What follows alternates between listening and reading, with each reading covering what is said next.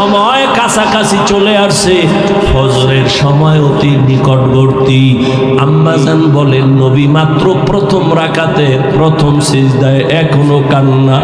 ওদিকে বেলালের আওয়াজ, ফজরের সময় কাছাকাছি, দ্রুত রেডি হয়ে যান। আম্মা জান আয়েশা রাদিয়াল্লাহু আনহা বলেন আমার মায়ার নবীর এই রকম আশ্চর্য হাজারো ধরনের ঘটনা। আম্মা জান একদিন বলেন ইয়া রাসূলুল্লাহ, আপনি জীবনে তো কম কষ্ট করলেন না, আপনার জীবন মনে হয় দুঃখে দুঃখে গেল। তবে আমি আয়েশা জানতে চাই আপনার জীবনের বেশি দুঃখের ঘটনা কোনটা? বলা মাত্র নবী হাউ মাউ করে কান্না শুরু করলেন আর বলেন ও আয়েশা, তায়েফের ময়দানের ঘটনা আমার বড় হৃদয় বিদারক, আমি সহ্য করতে পারি না। তায়েফের ময়দানে আমি গেলাম, এদিকে আমার বাবাও নাই মাও নাই, আমি বড় ইয়তীম। সন্তান বিপদে পড়লে বাবারে টেলিফোন করে, বাবা কই আছো, আসো আমার উপরে বিপদ চলে। মা থাকলে টেলিফোন করে বলে মা একটু দোয়া করিও। মায়ার নবী বলেন আমি বাবা বলিয়া জীবনে ডাক দিতে পারি নাই। 6 বছরে মা হারা আমি মুহাম্মদ, 8 বছরে আমার দাদাকেও আমি হারায় ফেললাম। আমার এত কষ্ট, আমার জীবনটা কষ্টে কাটিয়ে গেল। আমাকে 1 দিন না 2 দিন না 3 বছর পর্যন্ত শিয়াবে আবু তালিবে আমাকে গৃহবন্দী করে রাখলো। চতুর্দিকের পাহাড় মাঝখানে আমাদের আটকাইলো, পানি দেয় না, খানা দেয় না। আমি রহমতের নবী গাছের পাতাগুলো ছিঁড়ে ছিঁড়ে চাবাইয়া চাবাইয়া খাইয়া আমার পেটের ক্ষুধা নিবারণ করছি। আমি এত কষ্টের মাঝে গেলাম তায়েফের ময়দানে দাওয়াত দেওয়ার জন্য। ওই তায়েফের পাগল কাফেরেরা ওদের বাচ্চাগুলোকে আমার পেছনে লেলিয়ে দিল। বাচ্চাগুলো পাথর হাতে নিয়ে বৃষ্টির মতো মারতে যখন শুরু করলো, একদিকে গালি দেয় আর অন্যদিকে পাথরের আঘাত। পাথর পরে পরে আমার শরীর রক্তে রঞ্জিত, রক্ত পরে আমার জুতা পর্যন্ত আটকায় গেল। আমার আল্লাহ পর্যন্ত বেজার হইয়া জিবরাইলকে পাঠায় বলে যাও তায়েফের জমিন উল্টাইয়া সব ধ্বংস করে দাও। আমাকে এই পরিমাণ পাথর মেরে মেরে ওরা তাড়ায় দিল। একটা ব্যক্তি ছাড়া কেউ আর কালেমা পড়লো না। আমি মাকেও পাইলাম না, বাবাকেও পেলাম না। এই পরিমাণ কষ্ট আমার, রক্ত মাখা অবস্থায় আমি হাঁটতে হাঁটতে মক্কার দিকে রওয়ানা। এই তায়েফের কাফের বেঈমান এই পরিমাণ আমার উপর অত্যাচার করলো, কি পরিমাণ উপহাস আর ঠাট্টা গালাগালি করলো। আমি আল্লাহর কাছে একবারও বরদোয়া করি নাই, তবে তায়েফের ঘটনা আমাকে বারবার কষ্ট দেয়, কাঁদায়। এরে নবীর উম্মতের দল, ওই নবী মেরাজ থেকে নামাজ নিয়ে আসলেন। আজকে মুসলমান দাবি করি, বান্দা দাবি করি। বান্দার জন্য মূল কাজ হলো ইবাদত। ইবাদত যারা করবে তারা আসল বান্দা, যার ইবাদত করবে তিনি হলেন আমার আসল মাবুদ। এরে বান্দা দাবি করি এখনো ইবাদতের লাইনে দুর্বল। ও কলিজার যুবক বাবারা, বৃদ্ধ বাবাজিরা, পর্দার আড়ালের মা বোনেরা, আজকে আল্লাহ সন্তান দান করেছেন, একটা আদর্শ সন্তান দুনিয়াতে রেখে যাইতে পারলেন না। কি নিয়ে আল্লাহর আদালতে হাজির হবেন? এখনো সময় আছে, তওবা করেন। ও যুবক, স্কুলে পড়ো, কলেজে পড়ো, চাকরি, তোমার মতো কত যুবক দাড়িওয়ালা নামাজির অভাব নাই। মেরাজ কে হামারা নবী সবএ সামাওয়াত, मेराज के हमारा नबी सबए समावात, नहीं भूला वहा नबी हम गुनहगार उम्मत, नहीं भूला वहा नबी हम गुनहगार उम्मत। नबीजिर मेराज আল্লাহ পাক রাতের বেলা করাইলেন। রহমতের নবী রাতের বেলা মেরাজ হলো, তাও পুরা রাত না, সামান্য সময়। অন্য নবীর মেরাজ বলছিলাম পরীক্ষা, আর নবীর মেরাজ হলো পুরস্কার।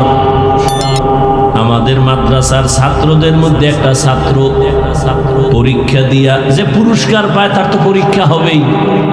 পরীক্ষায় উত্তীর্ণ হলেই তো তার পুরস্কার।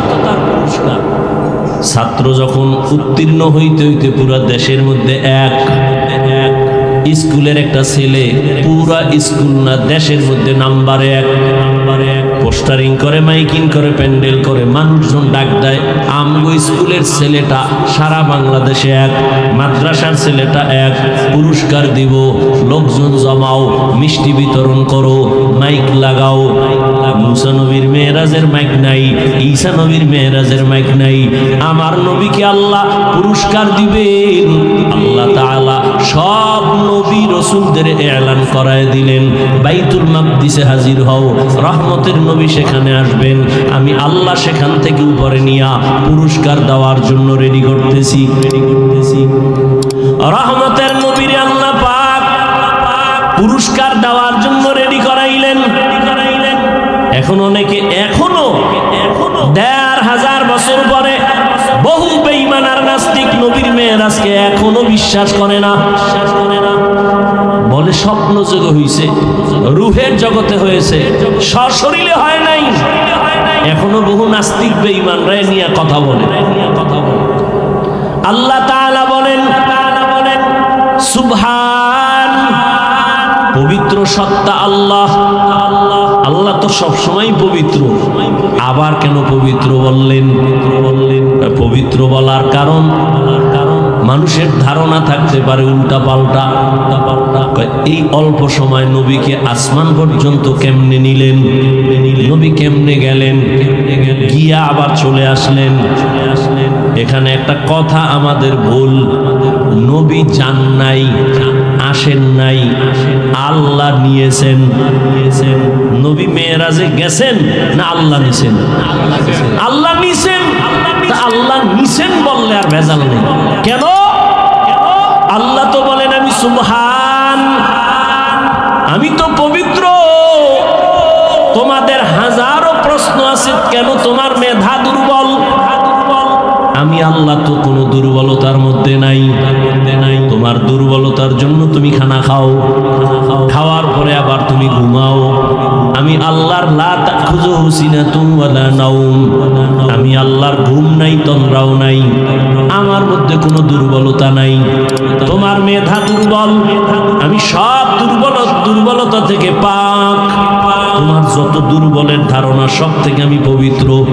তুমি বলবে এটা হবে না, আমার পবিত্র সত্তার কথা আমি হবে, আমি যা বলবো তাই হবে। তুমি বুঝো না, সেটা তোমার দুর্বলতা। হাজী সাহেবরা 100 বছর আগে এদেশ থেকে হজে যাইতো। দুই একজন আর জানা থাকলে বলেন কেমনে যাইতো? বিমানে, হেঁটে যাইতো, কেউ জাহাজে। রোজার ঈদের পরে রওনা, 2.5 মাস লাগতো যাইতে। 6 মাস। কথার কথা ওই সময় যদি আল্লাহ আমারে পাঠাইতেন আর আমি একটা টাটকা বয়ান দিয়ে বলতাম, 2.5 মাস লাগবে কেন? সকালে রওনা দিব, জোহরের নামাজ বাইতুল্লাহ গিয়া পড়বো 6 ঘন্টা। কি ফিডাটা আমার ফিটেই তুই শোন। আর কাফের বলনেওয়ালা মুফতি সাহেবরা কিভাবে কাফের বলতো। কিন্তু এখন তো বাস্তবে তাই হইল। কথা বলেন না কেন? ওই সময় যদি 1000 কোরআন মাথায় লইয়া কসম খায় বলতাম 2.5 মাসের সফর আমি 6 ঘন্টায় করব, বলে বেঈমান হয়ে যান। তারপর কোরআনের কসমও মানতাম না। কিন্তু আল্লাহ দেখায় দিলেন 2.5 মাসের সফর মাত্র কয় ঘন্টা জানি না, দেখতে পারবো কিনা। আরো আপডেট হবে, মনে হয় যেন চোখের পলকে বাইতুল্লাহ চলে যাবে। আল্লাহ এমন পারে না? সুবহান, তোমার মেধা দুর্বল, পারে না। আল্লাহ বলেন আমি পবিত্র, তোমার ধারণা থেকে আমি পাক, আমার দ্বারা সম্ভব। আমি মুহাম্মাদের নিছি, অতএব অতএব আমি কেন পারবো না? আমি আদমরে জান্নাত থেকে জমিনে পাঠিয়ে দিছি, তাহলে মুহাম্মদের কেন জমিন থেকে আরশে নিতে পারবো না? আমি ইউনুস নবীরে মাছের পেটে ঢুকাইয়া আবার বের করে দিলাম, আমি ওটা পারলে এটা কেন পারবো না? আমি আল্লাহ ঈসা নবীর দ্বিতীয় আসমানে নিয়ে আসছি জমিন থেকে, আবার কিয়ামতের আগে প্রথম কিবলা বাইতুল মাকদিসে আবার পাঠায় দিব। আমি এটা পারলে আমার মুহাম্মদের কেন পারবো না? আরো বেশি পারবো, কারণ ঈসা নবীরে যেই ভালোবাসি সেই ভালোবাসার মুহাম্মদের ভালোবাসা এক না। মুহাম্মদ আমার বন্ধু, ঈসা নবী আমার বন্ধু, ইব্রাহিম আমার বন্ধু, নূহ নবী আমার বন্ধু, সুলাইমান আমার বন্ধু, সব নবীরা আমি আল্লাহ তাআলার আশিক, আল্লাহ নিজে শুধু মুহাম্মদের আশিক। ইমামুল আউয়ালিন আল আখিরিন বাহরে সাদকা রাহমাতাল লিল আলামিন সাইয়্যিদুল কাউনাইন খাতমুল মুরসালিন আখিরামত বুদে ফখরুল আউয়ালিন। আমি তো রাসূলের আশিক, আমি কেন তার জন্য পারবো না? আমি তো ওই পবিত্র সত্তা, আমি আল্লাহ পাক ইদ্রিসের আসমানে নিয়ে গেছি, মুহাম্মদের কেন পারবো না? আমি আল্লাহ আদমের ভারতের চরম দ্বীপে পাঠিয়ে দিলাম, হাওয়াকে জেদ্দায় পাঠিয়ে দিলাম। আমি আল্লাহ আমার প্রিয় নবী ওজায়েরের আমি 100 বছর জমিনে মাইরা এরপর আবার জিন্দা করলাম। আমি আমার মুহাম্মদরে কেন পারবো না? তোমার মেধার এই দুর্বলতা থেকে আমি সুবহান, আমি পবিত্র। আল্লাহ তাআলা বলেন আমার নবীর নিয়ে আসো পুরস্কার দেওয়ার জন্য, রহমতের নবীকে নেওয়ার জন্য আল্লাহ বললেন জান্নাত থেকে একটা বুরাক সাজায় দাও। হুয়া হুকুম জিবরাইল কো ইউশতাব बुराक एक जन्नत से कर इंतखाब साजा उसको ज़ेवर से तू ताबा फिर उसको तू काबा में ले करके जा। जिब्राइल बुराक निया बैतुल्लाह हाजिर, बैतुल्लाह जिब्राइल आइशा बुराक करे राइखा रहमतेर नबीरे गेलेन डाकते, नबी घुमाय, নবীজির ঘুম গভীর ঘুম না, তন্দ্রাচ্ছন্ন নবী, গভীর ঘুমে না। রহমতের নবী বলেন আমি যখন ঘুমাই আমার চোখ বন্ধ থাকে, তবে আমার অন্তর কখনো ঘুমায় না। জিব্রাইল আসলেন, নবী কই? নবী কই? এই কইয়ের জবাব 3 জায়গা। কেউ বলেন নবী তখন তার চাচাতো বোন উম্মে হানির ঘরে ঘুমায়, কেউ বলছেন না নবী শিয়াবে আবু তালিবের মধ্যে ঘুমান, কেউ বলেন না নবী হাতিবে কাবার মধ্যে ঘুমান। কাবার পার্শ্বে আর একটা বাউন্ডারি আছে বুক সমান, এটাকে হাতিবে কাবা বলে। 3 মত নবী, কেউ বলেন চাচাতো বোন উম্মে হানির ঘরে ঘুমান, কেউ বলেন শিয়াবে আবু তালিবের যে একটা এরিয়া এর মধ্যে ঘুমান। তিনটার সমন্বয় কি? সমন্বয় হলো শিয়াবে আবু তালিবের মধ্যেই চাচাতো বোন উম্মে হানির ঘর। জিবরাইল আমিন আসলেন, ঘরের ছাদের মাঝখান দিয়ে নবী নিচে নামলেন, আর জিবরাইল নিচে নামলেন। নিচে নাইমা নবী ঘুমাচ্ছেন। জিবরাইল চিন্তা করে নবীরে কেমনে সজাগ করব। মাথায় হাত দেয় না, শরীর স্পর্শ করে না। জিবরাইল আমিনের 600 নূরের পাখা কিছু অংশ রহমতের নবীর পা মোবারকের পাতায় লাগায় দিলেন। রহমতের নবী সজাগ হয়ে দেখে উপরের ছাদ খালি। আমাদের বিল্ডিং না, খেজুর পাতার ঘর। এই বিল্ডিং পাইব কই? জিবরাইল এই রাতে কেন? আল্লাহর দাওয়াত নিয়ে আসছি, ছাদ ভাঙ্গে আসছো কেন? দরজা না আছে? উল্টা ব্যবহার কেন? আজকে সবই উল্টা চলবে, মাত্র শুরু। দরজা বাদ দিয়ে উপর দিয়ে আসছি, সব উল্টা আলোচনা, উল্টা ব্যবহার। রহমতের নবীর উঠাইলেন, জিবরাইল আমিন নিয়ে হাতিমে কাবায় গেলেন।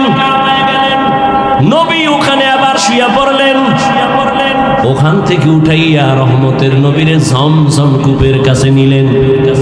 রহমতের নবী বলেন, আমি দেখি ওখানে মিকাইল, ওখানে জিবরাইল। আমাকে চিৎভাবে মাটিতে শোয়াইলেন, আমার বুকটাকে মাঝখান দিয়া চিরলেন, আমার ভেতর থেকে কলবকে বের করলেন, স্বর্ণের পেয়ালায় রাখলেন, ঝমঝমের পানি দিয়া ধুইলেন। আমি সব দেখতেছি, কথা বলি না। আমার ডানে 70,000 ফেরেশতা দাঁড়ানো, বামে 70,000 ফেরেশতা দাঁড়ানো, সামনে 70,000 ফেরেশতা, আমার পেছনে 70,000 ফেরেশতা। আমি সব দেখতেছি। আবার ভেতরে কলব দিয়া আটকায় দিলেন, সেলাই লাগলো না, রক্ত গেল না, কোনো ব্যথাও পেলাম না। এটা ওপেন হার্ট সার্জারি। এইভাবে ওপেন হার্ট সার্জারি আমার জীবনে 4 বার হয়েছে। ডাক্তার, তুমি ওপেন হার্ট সার্জারি করে লাভ দিছো, সাকসেস। আল্লাহ কয়, আমার নবীরে দিয়া তো আমি আরো আগেই সাকসেস। ওপেন হার্ট সার্জারি তো আমার রহমতের নবীর দিয়া করলাম, জিবরাইলের দিয়া 4 বার। কুদরতের অপারেশন। কেন? এক আল্লাহর বান্দা ঘুমের মধ্যে মনে হয় বলেই ফেলছিল, নবীর ভিতরে কি আবার ময়লা আসেনি? কলবটা বের করে আবার কেন ধুইবেন? না না না, সৌদি আরবে হজে যাব। এখন সরকার নাকি বাধ্য করছে, আগে হালকা ছিল, এখন বাধ্য, টিকা লাগাও। ওখানের আবহাওয়া এখানের আবহাওয়া কিনা এক না। ইনজেকশন মারো, ঔষধ নিয়ে বডিটারে তাজা করো, কারণ সেখানে সফা মারোয়ায় দৌড়ানো লাগবে। ওখানে গরমের তাপ বেশি, ঠোঁট ফেটে যাবে, হাত ফেটে যাবে। এখান থেকে মেডিসিন মেরে তুমি ওখানের আবহাওয়া যেন নিতে পারো, সেই পাওয়ার নিয়ে বের হও। টিকা লাগাও, ইনজেকশন লাগাও। রহমতের নবীর আল্লাহ আরশে আজিমে নিবে, ওখানে কত স্তর পাড়ি দেওয়া লাগবে। আল্লাহ পাক রহমতের নবীকে এই পাওয়ার গুলো ঢুকায় দিলেন। অনেক উলামায়ে কেরাম বলেন, হাউজে কাউসারের থেকেও জমজম পানির মূল্য আরো বেশি। রহমতের নবীকে সাহাবায়ে কেরাম প্রশ্ন করলেন, ইয়া রাসূলুল্লাহ, কোটি কোটি কোটি দুনিয়ার হাজী সাহেব জমজম পানি নিয়ে যায়, কত মিলিয়ন ট্রিলিয়ন পানি, কিন্তু কমেও না বাড়েও না, এই কূপের তলা কই? রহমতের নবী বলেন, সাহাবা, জমজমের কূপের তলা হাউজে কাউসারের সাথে লাগানো। পানি পান করলে শুধু পিপাসা নিবারণ হয়, জমজমের পানিতে ক্ষুধাও নিবারণ হয়ে যায়, পিপাসাও যায়, ক্ষুধাও থাকে না, রোগও থাকে না। আল্লাহ এত বিশেষত্ব এই পানির মধ্যে রাখছেন। রহমতের নবী বললেন, আমি 2 রাকাত নামাজ পড়লাম আর ওযু বানাইলাম। এখান থেকে কি সবক পাই? বলে, রহমতের নবীর মেরাজের সফর শুরু মসজিদ থেকে। উম্মতেরও মেরাজ হবে মসজিদ থেকে, ঘরে না। কোথায়? মসজিদের মধ্যে মেরাজ। মেরাজ মানে সম্মান, আমার মাওলার সাথে গভীর কানেকশন চলতেছে। এই জন্যই তো নামাজি যখন নামাজে দাঁড়ায়, দাঁড়াইয়াই আগে রবের পবিত্রতার ঘোষণা দেয়, সুবহানাক, পবিত্র সত্তার গুণগান। সুবহানাকাল্লাহুম্মা বিহামদিকা ওয়া তাবারাকা ইসমুকা ওয়া তাআলা জাদ্দুকা ওয়া লা ইলাহা গায়রুক। নামাজ ও ইবাদত, হজ ও নামাজের মতো ইবাদত, যাকাত দেওয়া নামাজের মতো ইবাদত। হজের মধ্যে কেউ যদি সালাম দেয়, নেওয়া যায় না? যায় না? এই হজ করতেছে, তওয়াফ করতেছে, একজনে সালাম দিছে, নেওয়া যাবে না? আপনি যাকাত দিতেছেন, একটা ফরজ আমল, কেউ সালাম দিলে নেওয়া যাবে না? খানা খাওয়া যাবে না? যাবে না? যাবে। হজের মতোই তো নামাজ ইবাদত। নামাজে দাঁড়াইলে কেন সালাম নিষেধ? নামাজে দাঁড়াইলে কেন বান্দা তোমার খানা নিষেধ? এখন আর চলবে না, কারণ এটা মেরাজ চলতেছে, রবের সাথে গভীর কানেকশন চলতেছে। তুমি যখন বলো আলহামদু, তখন রব বলে লিমানিল হাম। আল্লাহ তোমাকে জিজ্ঞাসা করে তুই কার প্রশংসা করলি? বলে মানিল আল্লাহ লিল্লাহ। আল্লাহ প্রশ্ন করেন মানিল্লাহ। আল্লাহকে বলে রব্বুল আলামিন। রব্বুল আলামিনকে বলে রহমানুর রহিম। আল্লাহর সাথে মেয়েরাজ চলতেছে। এখন সালাম দিলেও বন্ধ, সালাম দেওয়া যাবে না, খানাও যাবে না। মেয়েরাজ থেকে ফারেক হইয়া যখন বের হইলাম, যত পারো তাও খাবো, সালাম দিবি তাও নিব। মেয়েরাজ রহমতের নবীর মেয়েরাজ চলতেছে। রহমতের নবী নবী বলেন আমি 2 রাকাত নামাজ শুরু করলাম।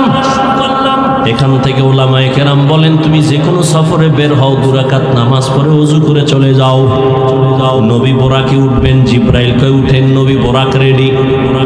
নবী উঠবেন, বোরাক কেমন জানি একটু বাহানা করে। এই জিব্রাইল কয় বোরাক চিনছুনি কে? বলে হ্যাঁ চিনছি তো, বাহানা কেন? আমার মন চায় আমি মোহাব্বতের বাহানা করি, দুশ্মনের না। নবী যদি আমাকে আখিরাতের ময়দানে একটু ব্যবহার করেন, এটা আমি চাই। রহমতের নবী বললেন আমি উঠলাম। বোরাকে যখন উঠলাম, আমার সাথে জিব্রাইল মিকাইল চলছে। আমি যাইতেছি মদিনাতুল মুনাওয়ারা, আমার প্রথম মঞ্জিল। নামলাম, আবার নামাজ পড়লাম।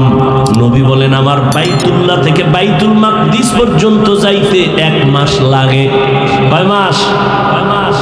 কিন্তু আমি যখন বোরাকে উঠছি, বোরাকের 1 কদম দিয়া বাইতুল মাকদিসে চলে গেছি। কয় কদম?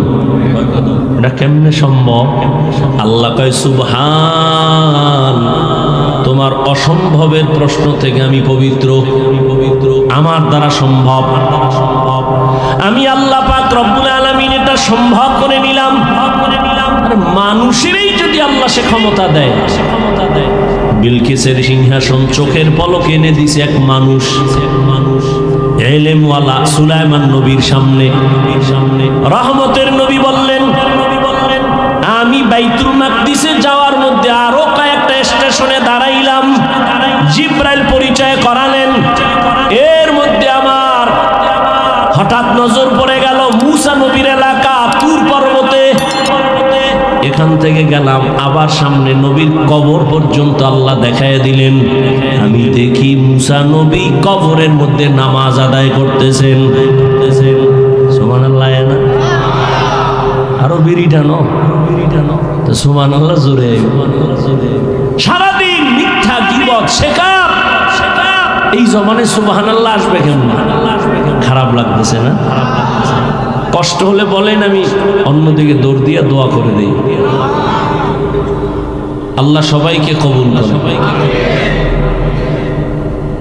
মুসা নবী কবরের ভেতরে নামাজ আদায় করেন। কবরে জায়গা এতটুকু, আমার নামাজ পড়ে কেমনে? এক নামাজের দরকারও বাকি।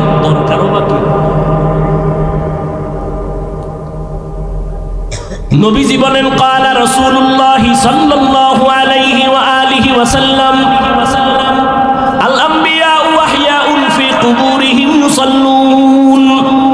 সব নবী পয়গম্বর কবরের ভেতরে জিন্দা নামাজ আদায় করতেছেন। আরো আস্তে করে বলেন। আল্লাহ কোরআনে বলেন ওয়াহুম ইউরযাকুন, আমি কবরে তাদেরকে খানা দেই। কি দেন? ভেজালে ভেজালে দেশটা ধ্বংস হয়ে যাচ্ছে, ধর্ম নিয়ে ভেজাল বেশি। একদল কয় নবী মরেই নাই, আর একদল কয় নবীরা কবরে মইরা গেছে আর কিয়ামতের আগে জিন্দা হবেই না। আচ্ছা নবীজির হায়াত কত? কি বলেন না কেন? একদল কয় নবী মরেই নাই, হিদারে আবার ছন্দ মিলায় কয়। ওয়াহাবিরা বলে নবী মরিয়া গেছে, মরে নাই নবী জিন্দা এখন আছে। ওয়াহাবিরা বলে নবী মরিয়া গেছে। আচ্ছা যদি নবী নাই মরেন তো 63 বছরের হিসাব কেন? দ্বিতীয় কথা হলো নবীর জানাজা হয়েছে নি? নবীজি বলেন আমার সোমবার দিন চাষের সময় ইন্তেকাল হয়ে গেল, জোহরের নামাজের আগে সোমবার নবীর ইন্তেকাল, বুধবার দিন যায় রাতের তাহাজ্জুদের সময় দাফন। নবী নিজেই বলেন মাইয়িত মরে গেলে দ্রুত দাফন করো, দেরি করিও না, মাইয়িতের কষ্ট হয়। রহমতের নবীর দাফনে কেন সোমবার থেকে বুধবার দেরি করা হলো? বলে নবী ইন্তেকালের পরে বিশাল দুইটা সমস্যা, গোটা দুনিয়া ব্যাপী দুই সমস্যা সমাধানের জন্য বুধবার পর্যন্ত গেল। এক সমস্যা, নবীজি খলিফা কারে বানাবে নবী বলেন নাই। দুই সমস্যা, নবীজির দাফন হবে কোথায়? মক্কাওয়ালারা কামগো দিকে পাঠাও, মদিনার আনসার কামগো দাও। দুই সমস্যার সমাধান দিতে গিয়া আব্বা এক সমাধান দিলেন, আব্বার মেয়ে আর একটা সমাধান দিলেন। আব্বা হলেন আবু বকর সিদ্দিক রাদিয়াল্লাহু তাআলা আন, আর আম্মা হলেন তার কন্যা আয়েশা রাদিয়াল্লাহু তাআলা আনহা। দুইজনে দুই সমাধান দিয়া দিলেন। আম্মা জান আয়েশা রাদিয়াল্লাহু আনহা, যার সাথে নবীর বিবাহ হলো, আম্মা জানের বয়স মাত্র 6 বছর। 6 বছর নবীর সাথে বিয়া হলো কয় বছরে? কথা কন না কেন? 6 বছর। নবীজির ঘরে আম্মা জান আসছেন তখন 9 বছর। 9 বছর বয়সে আম্মা জান নবীর ঘরে আসলেন। আম্মা জানের যখন 18 বছর বয়স, নবী তখন বিদায় নিলেন। 6 বছরে বিয়া, 9 বছরে ঘরে আসলেন, 18 বছরে আম্মা জানের তখন নবী চলে গেলেন। হিসাব বুঝলে বলেন আম্মা জান নবীর ঘর করলেন কতদিন? কয় বছর? 9 বছর। 18 বছরে তো আমগো মেয়ে গো বিয়েই হয় না, এর মধ্যে আবার আগুন ডালে কয় বাল্য বিবাহ বন্ধ। কোরআনের আইনের সাথে বৃদ্ধাঙ্গুলি দেখানো। ভাইয়েরা আমার, আম্মা জান আয়েশা রাদিয়াল্লাহু আনহা বলেন আমি 18 বছরের নারী, মাত্র নবীর সোহবত পেলাম 9 বছর। এই 9 বছরে আমি কি পেয়েছি? রহমতের নবীর দোয়ায় 2000-এর উপরে হাদিসের হাফেজা হয়ে গেছি। কয় বছরে? 9 বছরে। 18 বছরের নারী। আমনের ঘরের নারী কয়টা হাদিস পারে? না পারলেও তো কইবেন পারে না। আমনে কয়টা পারেন? 1000? 1000 না? আপনি আহলে হাদিস হইলেন কেমনে? সাফাবাজি। আল্লাহ হেদায়েত দান করুন। আমিনও কয় না। যদি কবুল হয়ে যায়। বাঙালি বড় চালু না? আল্লাহ হেদায়েত দান করুন। ভাইরা আমার, আম্মা জান সমাধান দিলেন একটা, বাবা আবু বকর সমাধান দিলেন আর একটা। এই দিতে গিয়া নবীর ইন্তেকাল সোমবার দিন জোহরের আগে, দাফন হলো বুধবার দিন তাহাজ্জুদের সময়। তো নবীর জানাজা হইছে না? জিন্দা ব্যক্তির জানাজা হয়নি। হ্যাঁ, কেন? বলে নবী মরে নাই।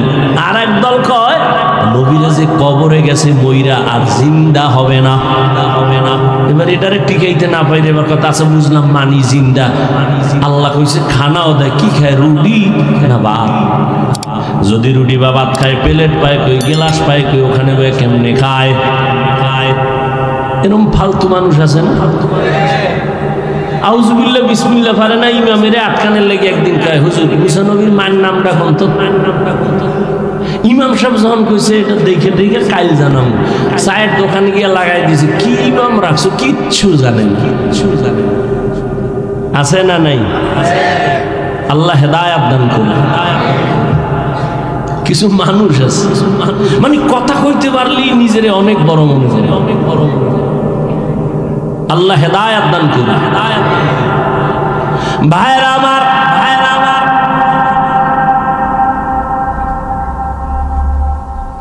রহমতের নবী বলেন সব নবীরা কবরে জিন্দা নামাজরত অবস্থায় আছেন। যারা প্রশ্ন করে নবী কেমনে খায়, আমি তাদের জন্য একটা প্রশ্ন রেখে যাই। আল্লাহ তাআলা আমগো মায়ের গর্ভে যখন পাঠান হাল আতা আলাল ইনসানি হিনুম মিনাদ দাহরি লাম ইয়াকুন শাইআম মাযকুরা ইন্না খালাকনাল ইনসানা من نطفة أمشاج نبتليه فجعلناه سميعا بصيرا ولقد خلقنا الإنسان من سلالة من طين ثم جعلناه نطفة في قرار مكين ثم خلقنا النطفة علقة فخلقنا العلقة مضغة فخلقنا المضغة عظاما فكسونا العظام لحما ثم أنشأناه خلقا آخر فتبارك الله أحسن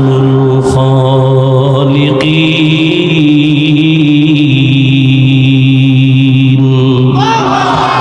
আল্লাহ তাআলা বলেন আমি মানুষকে নাপাক পানির থেকে বানাইলাম, আমি তাকে শক্তি দিলাম দেখার জন্য, শুনবার জন্য। ভিন্ন আয়াতে আল্লাহ বলেন আমি জমাট রক্ত থেকে মানুষ বানাইলাম, এই রক্তের ফোঁটাটা মায়ের গর্ভে রেহেমের মধ্যে রাইখা 40 দিনের একটা রিপেয়ারিং করলাম। 41 রক্ত হইল গোশতের পিণ্ড, আবার হাড্ডি, আবার গোশত, এর উপরে চামড়া, এভাবে 40 চিল্লা কয়। মায়ের যদি আল্লাহর পথে চিল্লা দাও, রুহের উন্নতি। কিসের উন্নতি? ইহা হাম সব মুসাফির দিল না লাগা, আহলে দিল কি নজর সে রূহ করতা যা, শাহ দৌলত সব ফকির ঘর নেক নেহে, শাহ দৌলত সব ফকির ঘর নেক নেহে, जिंदगी में बंदगी तू कर नहीं, जिंदगी में बंदगी तू कर नहीं, जिंदगी बे बंदगी शर्मिंदा है, जिंदगी बे बंदगी शर्मिंदा है, जिंदगी में बंदगी कुन बंदगी, बंदगी बे जिंदगी शर्मिंदगी। মায়ের গর্ভে আল্লাহ বাচ্চা দেওয়ার পরে রুহু দেননি। রুহু যখন আসে তখন সে মরা না, জিন্দা। বাচ্চার তখন ক্ষুধা লাগেনি, খানা দেয় কে? খাওয়ার পরে পেট ভরেনি, ভরলে বাথরুম লাগেনি, হাই কমট কই ভাইব হেয়ানো। বাচ্চা মায়ের গর্ভে জিন্দা, খানা দেন আমার আল্লাহ। বলো ওই মায়ের গর্ভের বাচ্চা কেমনে খায়? খাওয়ার পরে পেট ভরে আবার বাথরুম কেমনে করে? কোথায় তার টয়লেট আছে? এই প্রশ্নের যেদিন জবাব যেদিন দিবি, ওই দিন আমি জবাব দিব নবীরা কবরে কেমনে খায়। ওই জবাব ওদিন দিব যেদিন এই জবাব দিবা। আসলে সব ঝামেলা আল্লাহর ভয় নাই। কি নাই? আল্লাহর ভয় নাই। আল্লাহ হেদায়েতের দৌলত আমাদের সকলকে দান করুন। ভাইরা আমার, রহমতের নবী বাইতুল মাকদিসে গেলেন, জিবরাইল আমিন সেখানে নামাইলেন। নামানোর পরে বোরাকটা খুঁটির সাথে বাঁধলেন। জিবরাইল দাঁড়াইয়া আজান দেওয়া শুরু করলেন। সব নবী রাসূল সেখানে হাজির। এখান থেকে আরেক মাসআলা, জিবরাইল কেন বোরাক বানলেন? পালায়া যাবে নাকি? বলে না তো। কেন? উম্মতের মাসআলা নাও, নিজের মাল নিজে হেফাজত করো, সুন্নত। নিজের মাইয়া বলা নিজে হেফাজত করো, নিজের স্ত্রী নিজে হেফাজত করো। কি? নিজের মাল নিজে হেফাজত করো। দরজা লাগায় বলো তাওয়াক্কালতু আলাল্লাহ। দরজা খুইলা ভরসা করলে হবে না। বিয়ে করার আগে যৌতুক যৌতুক কি চায়? কয় যৌতুক হলো বিদেশ যাওয়ার ভিসা দাও। তুই কি একা যাবি? কয় একা। তো বউ পাহারা দিবে কে? বলে ছোট ভাই। কি নাউজুবিল্লাহ, দুনিয়ার আকাম করে নাউজুবিল্লাহ। আল্লাহ হেদায়েত দান করুন। আমি মাঝে মাঝে বলি পীর সাহেবের মুরিদ আর তাবলীগের চিল্লাওয়ালা আর মক্কার হাজী, তোমার ইমানের পাওয়ার কত? মাইয়া বলার বিয়ার সময় টের পাওয়া যায়। পাঁচতলা বিল্ডিং এর ছাদ, রাত্র 12টায় ধুম ধুম আওয়াজ, পুরো এলাকা কাঁপে। কি ও ইমাম সাহেব ঘুমাইতে পারে না, বের হয়ে কয় হাজী সাহেব আওয়াজ হয় কি? এর দাওয়াত পান নাই? কেউ কয় আমার মাইয়ার বিয়ার গায়ে হলুদ চলে ছাদের উপরে। গায়ে হলুদ হারাম, হারাম, হারাম, কবিরা গুনাহ। বলার দায়িত্ব আমার, মানবেন কিনা সে দায়িত্ব আপনার।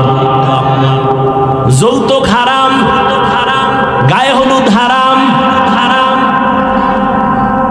এইরকম আকাম কইরা বিয়ে হইলে এর গর্বে আনোয়ার শাহ আসবে। আল্লাহ হেদায়েত, কালা জাহাঙ্গীর আইব। আল্লাহ হেদায়েত দান করুন। ভাইরা আমার,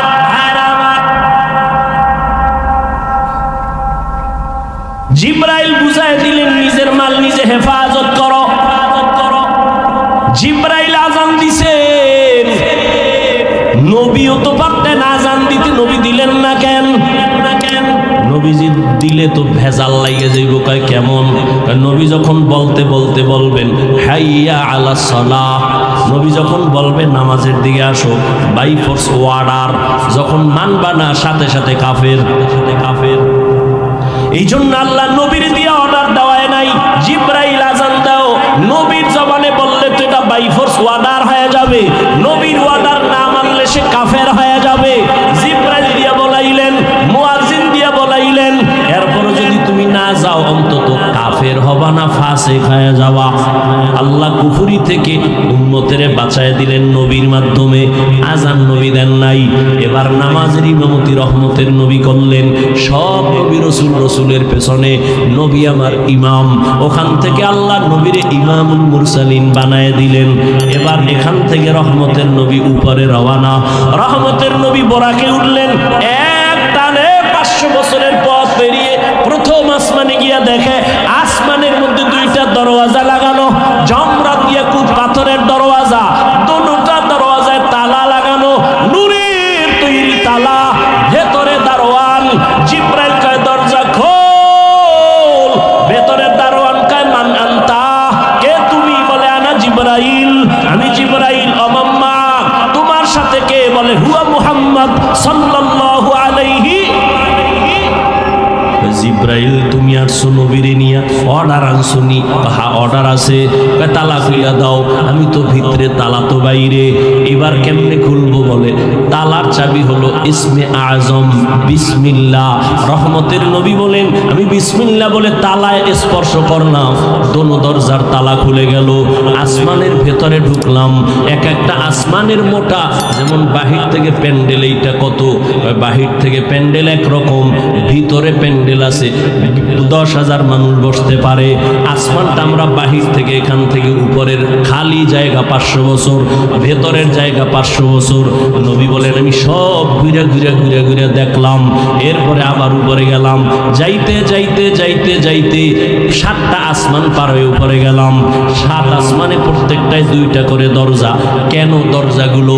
রহমতের নবী বলেন এক দরজা দিয়া বান্দার আমল আরশে আজিমে যায়, আর একটা দরজা দিয়া আল্লাহ বরকতের রিজিক পাঠায়। এই জন্য আল্লাহর প্রিয় মুমিন বান্দা যদি মরে যায়, আসমান কান্না করে।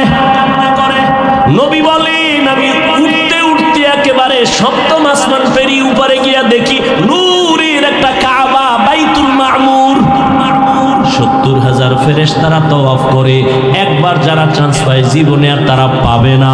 রহমতের নবী বলেন বাইতুল মামুর থেকে আমি সিদরাতুল মুনতাহায় গেলাম। সেখানে গিয়া জিবরাইল এখানে বিশাল একটা বড়ই গাছ, বড়ইগুলো কত বড়, তেলের ড্রামের মতো এক একটা বড়ই, আর বড়ই গাছের পাতা হলো হাতির কানের মতো বড় বড় বড় বড়। ওখান থেকে আবার আমার সফর শুরু হলো আর উপরে। এটা কেমনে সম্ভব? আল্লাহ জবাব দিলেন, সুবহান, তোমার অসম্ভবের প্রশ্ন থেকে আমি পবিত্র। সুবহানাল্লাযী আসরা বিআবদিহি লাইলাম মিনাল মাসজিদিল হারামি ইলাল মাসজিদিল আকসা। পবিত্র সত্তা যিনি ভ্রমণ করালেন বিআবদিহি, তার প্রিয় বান্দাকে। এখানে আরো কিছু কথা বলবো। আল্লাহ তাআলা কোরআনের ভেতরে আমার নবীজির কোথাও নাম নেন নাই, অন্য নবীর নাম নিলেন ইয়া নূহ ওয়া নাদাইনাহু ইয়া ইব্রাহিম। মূসা নবীর নাম নিলেন ওয়া মা তিলকা বিয়ামিনিকা ইয়া মূসা। ইসমাইল নবীর নাম নিলেন, ইব্রাহিমের নাম নিলেন, নূহের নাম নিলেন, দাউদের নাম নিলেন, সুলাইমানের নাম নিলেন। কিন্তু আমার নবীর নাম আল্লাহ কোরআনে কোথাও নাম ধরে ডাকেন নাই, বরং নবীর এমন এমন দামি উপাধি ধরে ডাকছেন যেগুলো বোঝার জন্য ব্যাখ্যা ছাড়া বুঝে আসে না।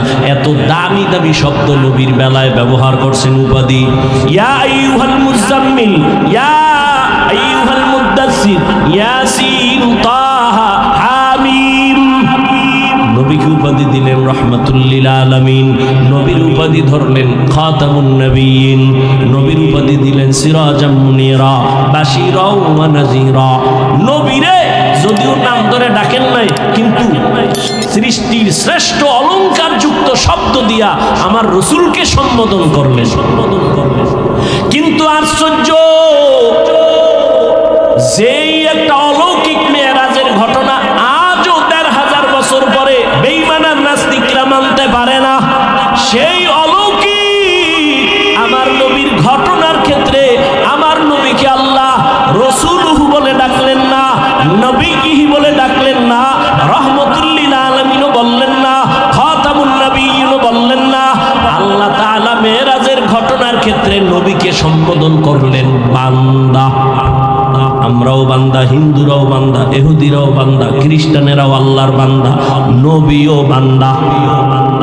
একটা নরমাল শব্দ মেরাজের বেলায় নবী আল্লাহ বললেন কেন, বান্দা বললেন কেন? এর জবাব চারটা। আল্লাহ নবীর এখানে বান্দা কেন বললেন? এত দুর্বল শব্দ। হিন্দুরাও আল্লাহর বান্দা, ইহুদিরাও আল্লাহর বান্দা, খ্রিস্টানও আল্লাহর বান্দা, আমরাও আল্লাহর বান্দা। নবীরও বললেন বান্দা। বান্দা বলার চার কারণের প্রথম কারণ নবীজি নিজের বান্দা বলতে বড় আনন্দিত হন। নবী নিজের বান্দা বললে খুব খুশি। এই জন্য মেরাজে যখন গেছে না, যাইতে আরশে আজিমে ঢুকছেন, নবী জুতা খুলবেন, আওয়াজ আসলো নবী